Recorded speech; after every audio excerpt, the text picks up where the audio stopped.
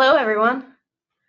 We're going to get started with the webinar on creating, deploying, and maintaining workflows on our Computational Model Builder open source platform. And Computational Model Builder is a bit of a mouthful, so we call it CMB. My name is Lisa Avila. I am one of the founders and the CEO of Kitware. I'll be speaking for just a few minutes as everybody's joining to welcome you and to give you a brief introduction to Kitware. Then I will pass things over to Bob O'Bara. Bob is an assistant director on our scientific computing team here at Kitware, and he's also the lead architect for CMB. We'll be pausing to answer questions throughout the webinar. So if you do have a question in the interface, you'll see a little chat bubble with a question mark in it. You can type in there and enter your question, and we'll pause every once in a while to answer the ones that come up. And don't worry about trying to copy down things you see in the slides. We're going to send out a copy of these slides afterwards. So as I mentioned, I'll start today with a brief introduction, and then I will hand that over to Bob, and he will talk to you about simulation workflows and their challenges. He'll cover the Computational Model Builder open source platform and its capabilities, and then he's going to switch and do a live demo for you. After that demo, he will cover some additional CMB-based workflow examples in a variety of different domain areas where we've used the CMB platform to provide solutions to for folks with simulation workflow challenges. And then we will go on and cover the benefit summary of CMB and talk about some of the next steps. So on Kitware, we are a software and AI research and development company. We have about 200 employees across our offices in the US and Europe, and we've been in business since 1998. We're committed to open source and open science, and we are proud to be a 100% employee-owned company. We are a highly collaborative company. We work with many academic, government, and commercial partners on some very large-scale research efforts.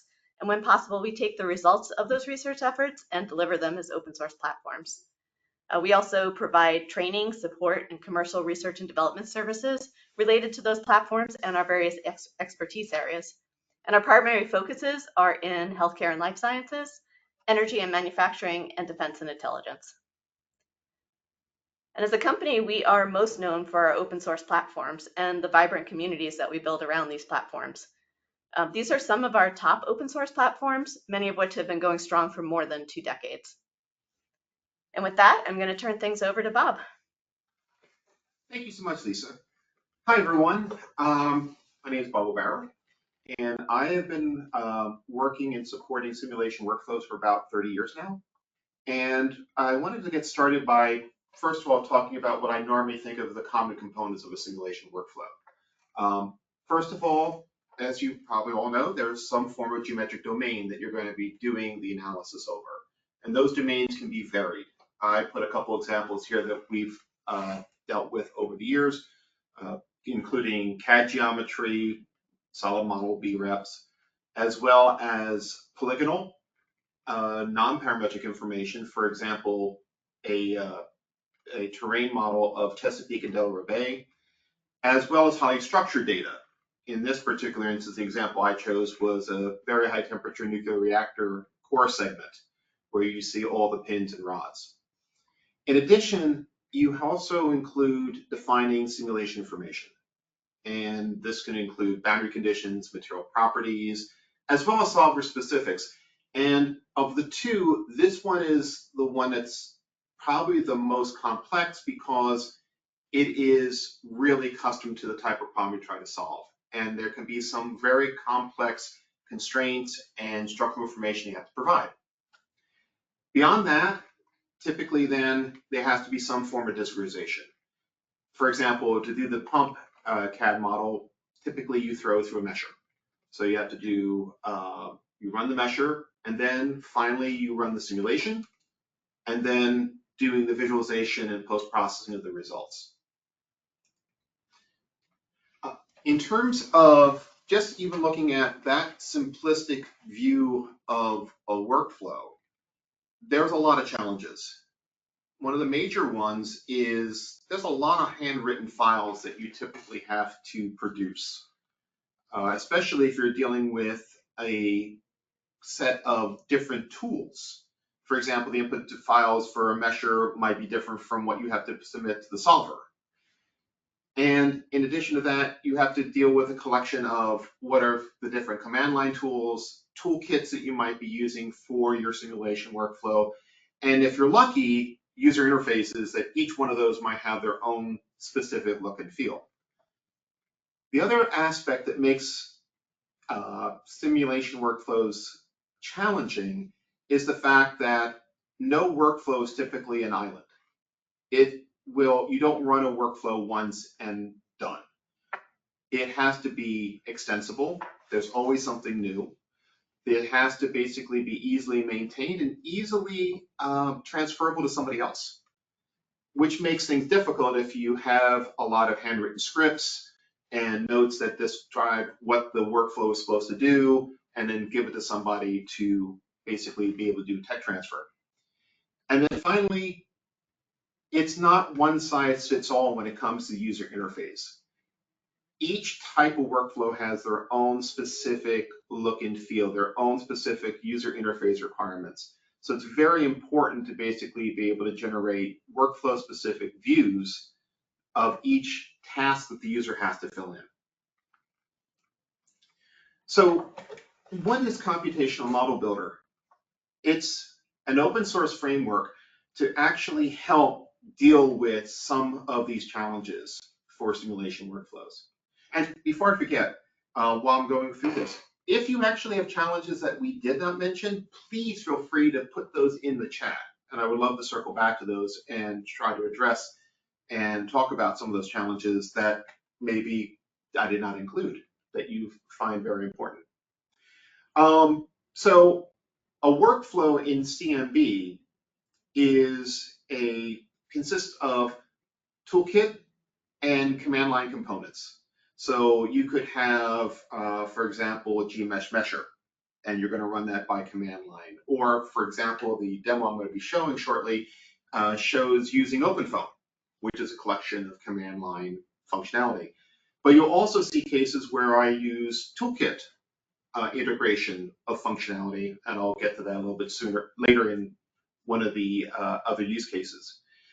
These components can be either open or closed source, and this is sort of critical where this is concerned, because we use a BSD-like open source license, which means we play completely fair with pure open source workflows, including GPL code and such, but also commercial and closed source solutions. So you can take a workflow modeled in CMB, customize it, sell it, use it internally. It is, all these are permissible. Workflows can run either locally, either using native or container technology, or we've run our workflows on HPC and cloud systems. And finally, for those of you that are familiar with peer review, you've seen the symbiotic relationship between peer review and underlying toolkit of VTK, the visualization toolkit. CMB follows a similar pattern in that we have a toolkit underneath called the simulation modeling toolkit, where most of this functionality is stored, and therefore, once again, open source, you can come modify it and use it for your own applications. Some of the features for CMB is we have a very extensible geometric domain support. One of the things that I've discovered over the different type of workflows is, once again, even from the geometry, one size does not fit all. When I worked with meshing technology, we needed the geometric domain had to be full boundary representation models from CAD systems. I've also worked with terrain modeling, which is completely polygonal. In fact, those three examples I showed you were all being supported within CMB, the reactor, Chesapeake Bay, and the pump.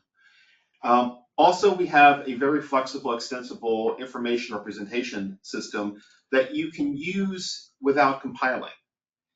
We use an XML representation, or you can actually define your information representation using Python. We have automatic UI user interface generation. We support a very advanced operation mechanism that allows you to easily wrap your command line operations and expose those through the UI. roughly using the exact same mechanism that we use for the information representation. So you can easily describe what your parameters are and have the user fill those in. We have one of the important things about operation mechanism is we also support asynchronous. So while you're running the mesher or running the solver, the user interface can still be active. So you could have several operations running underneath the covers and the user still has control over the user interface. We also provide project and task workflow support so that you can describe the structure of your project, what needs to be put in, as well as what is the task workflow that the user should be following. It is all built on top of ParaView. So for those of you that are familiar with ParaView, you know how it's being a state-of-the-art post-processing framework. We've extended it to now include pre-processing, and that's what we call Model Builder. It has a plugin architecture, so it's very easy to add functionality as you see fit. And it is completely supported by both C++ and Python. Now, the approach that we typically use in CMB when we're addressing a workflow is, first of all, we define what is the structure of the workflow itself. What are the tasks the user needs to fill in? As well as what are the resources? And by resources, we're talking about the persistent information such as the geometry, your information specification, the meshes, and so forth that are going to be required for that workflow, and making sure that the project knows where those resources are going to be stored. This makes it so that I can define a project on my system and then send it to you. Everything is basically is in a way easily transferable. We can just decompose the workflow into what we call views, which are user interface elements as well as tasks. We can define operations, and in particular, one of the most important operations is exporting, taking our representation and mapping it into the needs of the input deck that the solver or a computational component of the workflow requires. We can model the information required for each task so the user knows what they have to do in order to be considered complete. And then in terms of deployment, you can create your own plugin, and that would work with the generic model builder application that we support and provide built releases of, or you can actually brand your own CMB application and have the plugin, for example, automatically loaded. So you have your own custom look and feel. With that said, I'm going to switch over to our live demo, which is going to be dealing with an OpenFOAM wind tunnel based example. You can see the code here. You can grab access to the software as well as the documentation, read the docs, so you can follow this along at your own pace later on. Everything I do here, you'll be able to do it at where you are right now. Lisa, while I'm getting over, if there's any questions, please let me know. Yes, there's no questions yet, but do you remember that if you go up to the little chat bubble with a question mark in it, you can enter your questions, and feel free to do that throughout the demo. We'll break in and answer those questions. Okay, excellent. All right, what you see here is the Model Builder application in Computational Model Builder. The one thing that you'll see, and this is what you will get if you download the wind tunnel example, you can see that up in your upper menu, you will see a wind tunnel tab, and that's where we're going to go ahead, go up here, and I'm going to create a wind tunnel workflow. This is an example of showing that plugin in action. So this is basic Model Builder with a preloaded plugin. And this allows me to add user interfaces, including things like project support. So I can go here, I'm going to create a new project. I'm going to browse my directory structure, put it where I want to put it, create a new folder to hold my project. I'm going to call it Wind Tunnel 1. Create it, accept, and apply. So the first thing you're going to see is the workflow, where underneath the OpenFOAM tab, we've broken down the process into a set of steps. Modeling, you would write the geometry in, generating the overall wind tunnel as well as the initial mesh. You can do optional refinement of those meshes, running Snappy, which is going to embed the geometry inside the wind tunnel mesh itself, and then running the solver. In each of these sections, you can see here that you've broken up from top to bottom. The first thing we're going to do, let's load in some geometry. I'm going to go ahead and browse. And so I'm going to load in a wing. And there we go. Go zoom in. In OpenFOAM, one of the things that's important is it needs to extract out surface features, in particular things like sharp edges, as you can see at the back of the wing. So what it needs is a point inside our geometry, and you can see a little point right there. This is a graphical element, so you can go ahead and move it. You can see it's changing also on the user interface, or the user can directly input where that point should be. And I'm just going to now run the surface feature extract. And this is running through a Docker container. OpenFOAM, when you load in this example, all you have to do is on your machine is make sure you have something like Docker Desktop or Podman installed. The actual downloading of the container is done for you within the application. That's another part of this project infrastructure for you. Went ahead, it ran, it gave our output. I'm going to close it. And now I can move over to creating the wind tunnel. So as if I zoom out a little bit, you can see it creates an initial large interactive area. I'm going to go ahead and move it so it's actually within. The wing is inside. And I'm actually going to simplify this. You can certainly do a full-blown simulation of the entire wing. I am going to do a slice. So I'm going to move this to be really narrow band through that and zoom back out.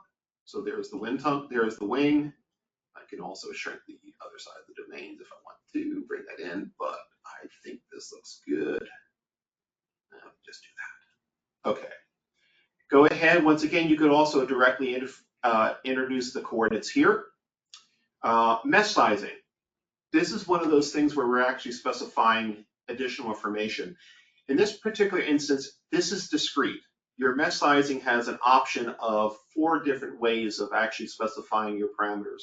Number of cells in the longest direction, relative mesh size, absolute, and number of cells in each direction. I'm going to pick this one because I'm wanting to keep the X, which is the length of the tunnel, Y, which is the height, but I'm going to simplify this so we only have one cell. It's 1 cell thick. And here, boundary conditions.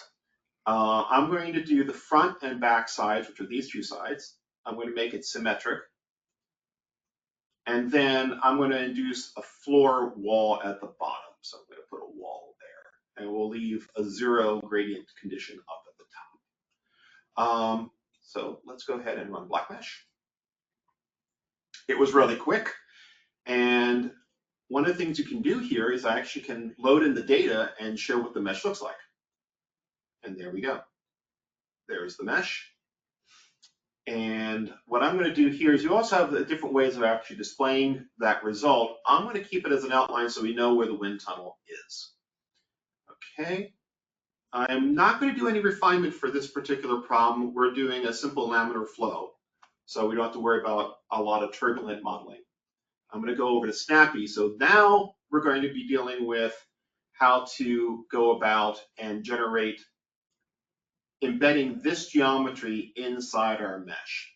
So gives us the number of cells. And one of the things I wanted to point out here is you can specify your own defaults when you're dealing with your workflow. So you can tell the user, typically this is what you want to deal with.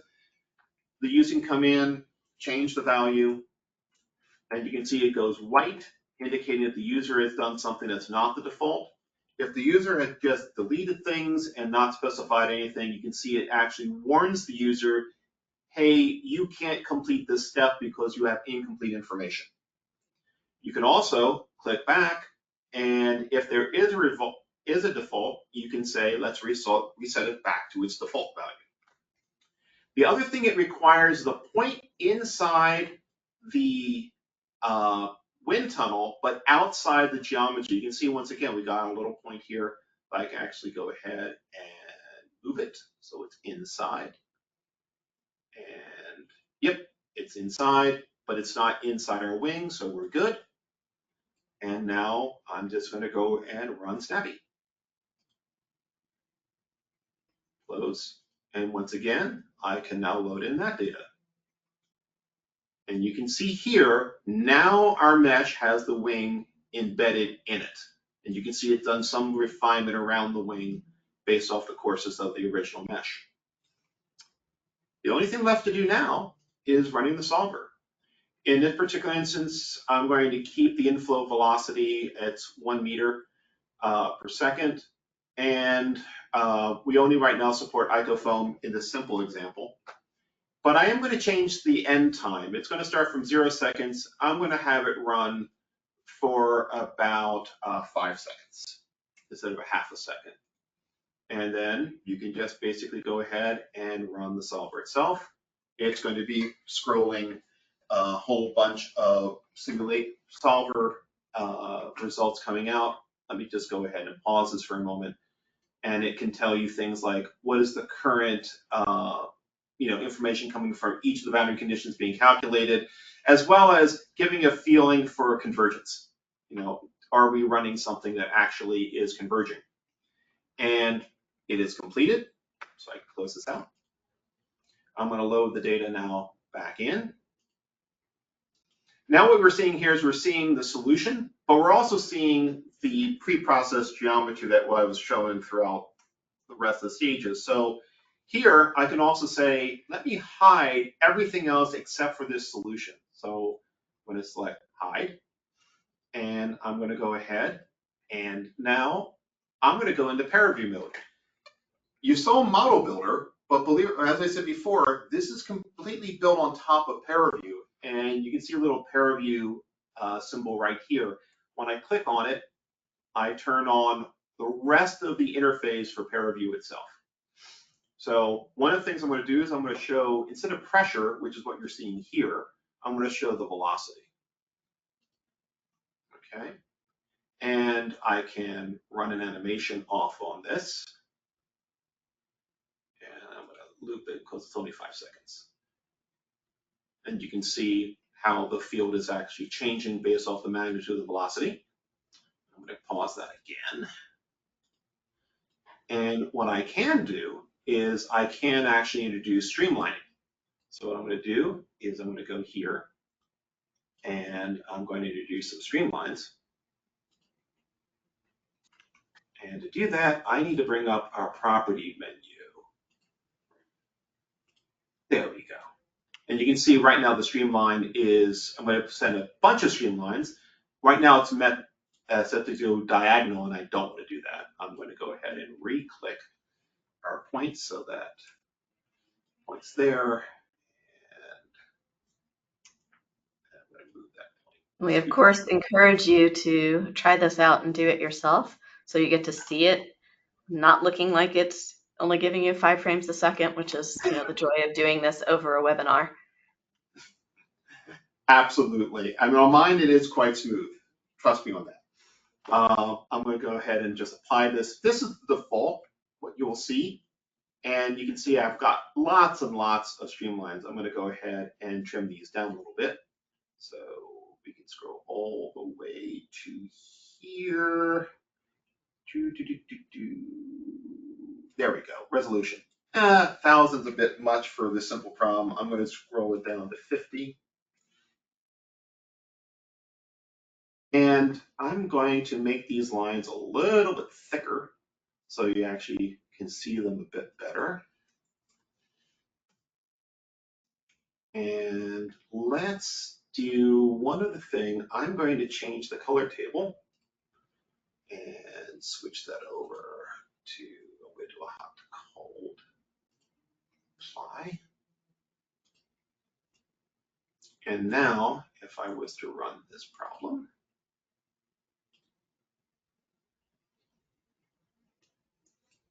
and once again, it switched over to pressure. I'm switching back over to velocity, which is what I wanted. And once again, put back my color table to that. That looks a lot better. And you can see how the wind is how the air is flowing around the wing. A very simple problem. I could certainly have increased the resolution of the mesh. It would take a little bit longer, and I could also increase the time steps that are involved off on this. Okay. That pretty much shows an end-to-end workflow on the fly. You know, I did not take any shortcuts on this except for simplifying some of the meshing parameters.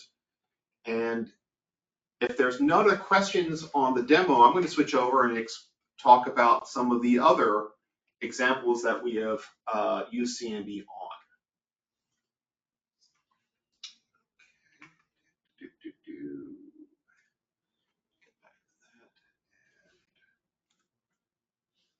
And if you're just joining us, remember to enter the questions into the question area if you have any.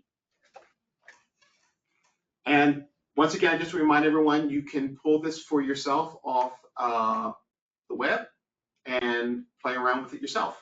You could put arbitrary geometry in. In fact, the piece of geometry you might have saw when we described the webinar, the car was actually put in the same wind tunnel application.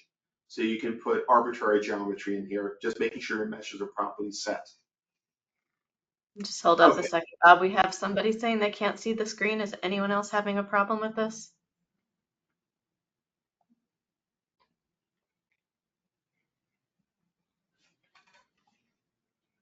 All right, I think you can proceed. Not a problem, thank you. So a couple other problem areas that we have used CMB on. First is simple meshing. This is using a GMesh, the GMesh mesher. The geometry is being brought in through Open Cascade. So this is solid geometry of the wine glass and bottle. And we exposed things such as curvature mesh refinement, as well as mesh sizing on the different pieces of geometry. So you can see how the glass has gotten refined around the rim of the glass, as well as the bottom where there's high curvature, and then grades itself out as the curvature gets less and less. We also did, actually this is an ongoing project we're working with India National Laboratories, which is on wave tank simulation. The idea here is to basically generate energy from wave generation. And here you can actually see, remember I talked about mesh refinement inside the OpenFOAM example. Here you can see several levels of mesh refinement in the simulation. As you can see, it starts off, I don't know, my cursor I assume is being shown. You can see it starts off pretty coarse, but as you get closer and closer to the interesting parts, you can see it getting more and more refined. And this is the object that actually we're interested in, is watching its motion as it deals with wave displacement. We also worked with Los Alamos National Laboratory. This is a casting problem. And in particular, what you're seeing here is mold preheat. So you can see how the mold itself is being heated up.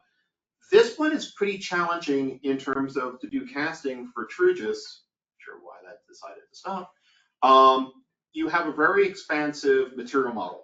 In other words, we're dealing with multi-phase materials, different temperatures with different properties. So all that has to be captured in that information representation system that I talked about.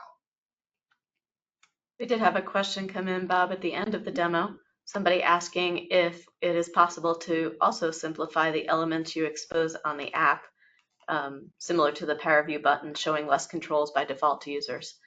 Yes, you can. One thing I didn't talk to a lot on is there's two aspects I want to briefly talk about.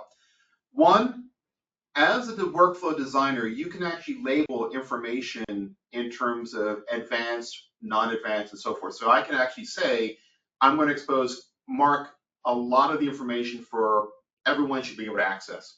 But then grade it up to say, okay, here's for advanced users, and maybe here is prototype features, in other words, and stability changing as you go up and using different settings. The other thing you can do, and I'm going to show that actually in the next one, I believe should be the next. Yes. If you're dealing with multi-phys, I also have a category information, so you can actually mark the information for specific categories.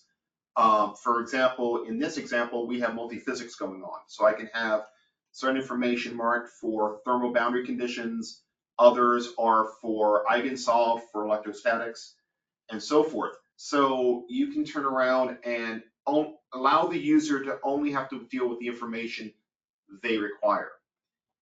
The other thing I want to point out is, when you remember I told you about workflows being extensible and the fact that no workflow is ever done the first time? One thing you can also do is, once you have a workflow that works, you can go inside Model Builder and give a variation of that workflow that only exposes certain parameters from the workflow from the full workflow that you gave. So yes, there's many different levels in which you can actually simplify the user workflow to the user, but you have full control over what that simplification is. Like in ParaView, where you can actually mark things as advanced or basic, you can do the exact same thing with your information. So I hope that answers the question. In this particular instance, this is working with Stanford Linear Accelerator. This is work that we've done with the Department of Energy. And the important part here, besides it being a multi-physics problem, is the fact that this was using HPC machines. So the idea here is, you can see up here, there's a file browser on NERSC. And if it would just stay up. And in this case, we can actually see what jobs are running, where the data is. The jobs are actually running over here. And more importantly, in this particular instance, one of the features that ParaView provided CMB is the ability to remote render.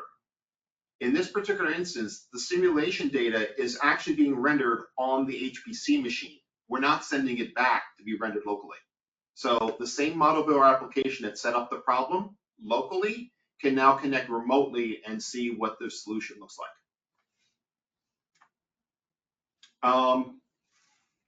In this case, we talked about a lot of focus more on the simulation. This is actually more model construction. This is dealing with a hydrological problem with the Army Corps of Engineers modeling Apalachicola Bay. And in this case, we're actually using computer vision's OpenCV toolkit to go ahead, mark the areas for water and land, and automatically extract the domains, the boundaries of that, and then have the user just go ahead and close off those domains. This process of just defining the domains took a user over an hour to do. In this particular instance, I went from the image to a full mesh and then do elevation calculation on this in real time. I've sped this up by a factor of 4. So what is taking a minute took me about maybe 5. So you can see there's a lot of integrating new tools inside your workflow can certainly cut down time. Talking about highly structured data and using customized views, we worked with also Department of Energy in nuclear energy. This is work we did with Argonne National Laboratories. And in this case, you can see the benefits of custom views for schematics. The top left image is the schematic of a reactor core. Each of those hexes represents a subassembly. If they're the same color, it's the same subassembly. The lower image on the lower left shows the pin structure for a specific subassembly. So the user can go ahead, they can change the layout of a subassembly, it automatically updates the core, and you can see in the center image the 3D model of the reactor core with pieces of it being carved away. In particular, we carved away a lot of the neutron moderator and cooling fluid. And in this particular instance, we also worked with Cleveland Clinic in terms of creating an application for anatomical annotation. All of these are still CMB, as you know, it's a wide spectral range. And in this particular instance, this is a branded application. This is called Avila, which is also available open source. And you can see there's a lot different tool sets have been added to it. It has a customized view in terms of being able to look at ontologies between different anatomical structures. And as you can see, once again, dealing with a different type of geometric domain, in this case, volumetric data extracted off of scans. I think that might be the last of my... Bob, someone did have a question from back in the live demo. They are wondering whether in that demo you have access to other PowerView plugins, and specifically they're wondering about the XR interface plugin. I do not know whether or not that demo has the plugin enabled, but as you're familiar, if they're familiar with PowerView, when you're configuring it, you can tell it what plugins you want to build. There's no problem with incorporating those plugins inside CMB. Once again, if it works within PowerView, it will work within Model Builder itself. For example, in the, let me just go back a couple of slides. Speaking of plugins, I think this might be the one I want. Nope, that one. In the H3P, this is also using the Slack plugin inside PowerView in terms of doing the post-processing. So we could easily enabled it. That's these images up here, this UI, that's the Slack plugin. So yes, you can turn, if it's not there, you can easily turn it on.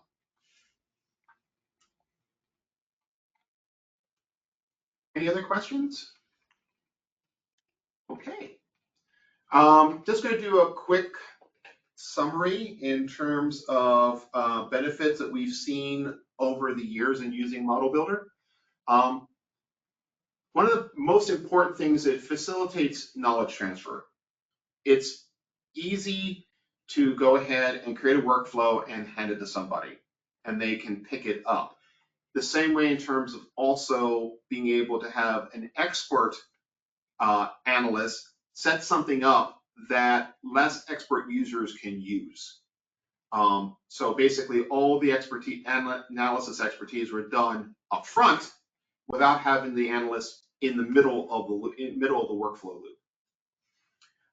The focus has always been on dealing with the end user experience inside Model Builder, not the solver and tools. For any of you that have maybe ran older solvers, you can tell that the file formats and so forth were written with the computer in mind, not with the end user in mind. Some things don't necessarily make a lot of intuitive sense in terms of the way the information was structured. In this case, you're allowed to now flip that around without changing the solver. You can present something that is more intuitive to the end user. It tracks all the workflow related information. The whole project interface will allow you to decide this is where that information is going to go relative to where the project's being stored. It removes the need for scripts to some extent. So there's less need for glue code to basically connect these things up. Now instead you embed that information inside the workflow itself. You can do semantic and syntax checking. For example, in the wind tunnel example, you can do things, for example, you can't set an inflow condition onto a wall. You can model your information so you can actually capture the constraints. You can, for example, I can't set a temperature, or sorry, I may not be able to set a displacement to be negative. If my simulation doesn't support it, I can encode that inside the information. It's single customizable application framework. If you take a look, most of the code is inside SMTK. CMB is a very lightweight application itself, the Model Builder application. Therefore, it's very easy to be customized. There's very little, if any, coding required to specify your simulation information. As you said before, a lot of it is done pretty much through XML, or if you don't like XML, you can also do it through Python. And once again, I just want to reinforce the fact that this is all done underneath also a permissive open source license. So whether or not you are a commercial customer, a commercial company, an academician, somebody working in a national lab, what you put in here, you don't have to worry about strings being attached. You can keep it completely open. You can close off different parts of this. You can tailor it to be your own. Bob, we have a question. Can the workflow have loops and branches, for example, to run multiple grids or solvers? Yes, they can. In especially branches, we have done that with multiphysics, because the problem with H3P, or not a problem, but one of the things it brings in is that if I'm doing a coupled physics between the eigensolve and a thermal structural analysis of an accelerator, first of all, I have two different meshes I have to deal with. So I wind up running the eigensolve, then I can run the structure mesh, the structural simulation, and then I can rerun the eigensolve to verify that the structure changes did not royally impact the eigensolve, the original eigensolve. So you can do that. We are working with a commercial customer to actually deal with simulation ensembles, so you can actually do looping. So for example, if you're doing, parameter estimation or sensitivity analysis, you typically are going to rerun the solver, the parts of the workflow multiple times. We are working with a company right now to actually support that for them. There is nothing inside the structure of CMB and SMTK that prevents you from doing it. It just is going to require a little bit of finesse in terms of when you're launching the simulation, how many times it has to run, or if you're dealing with something like Dakota, where it's going to change the parameters on the fly to prevent it from actually getting itself stuck in an infinite loop. That's the main thing that you have to deal with off of that. So we also have a question. Are there any existing applications that use weather research and forecasting simulation?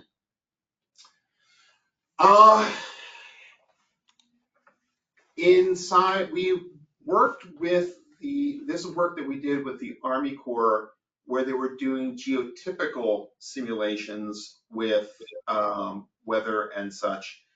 We ourselves did not, the closest we did with something along those lines is in the Chesapeake Bay simulation, we were showing some, not wet on the fly weather, but the effect of runoff, in terms of runoff of soil and such that was going into the bay, and then seeing how that affected, for example, dissolved oxygen in the bay. That was one of the simulations that were being run. I can't think of one off the top of my head, though we do have a group here in the company that is working on coupled weather and geotypical simulations, and especially in terms of data modeling of that, data modeling and data collection. There's also a question on whether or not this presentation will be available later to share with colleagues. And yes, within a few days, we'll have the recorded version up, and you'll be able to go to the same webinars area on our website and get access to that. Cool. Okay, moving on. And actually along those lines, in terms of next steps, where do you go from here? First of all the software is accessible. It is on our GitLab instance, and there's a link there in terms of where to get the source. This gives you both access to the model builder application, SMTK, and a relatively wide variety of plugins that we've done for different types of workflows. If you need help, we do have discourse forums for both CMB and the underlying toolkit, SMTK, as well as we also provide paid support for both, as well as training. For example, I do have a course that's available that I can provide on CMB and SMTK. Software customization, it can be daunting to get started with a new set of software. So we certainly can help you, via support, basically create your own custom workflows, as well as adding new features and helping things like with branding. And we are we have we love working in collaborative situations, being a co-PI or subcontractor on federal opportunities. For example, they'll work with Cleveland Clinic on the anatomical modeling was done through NIST, working closely with that group.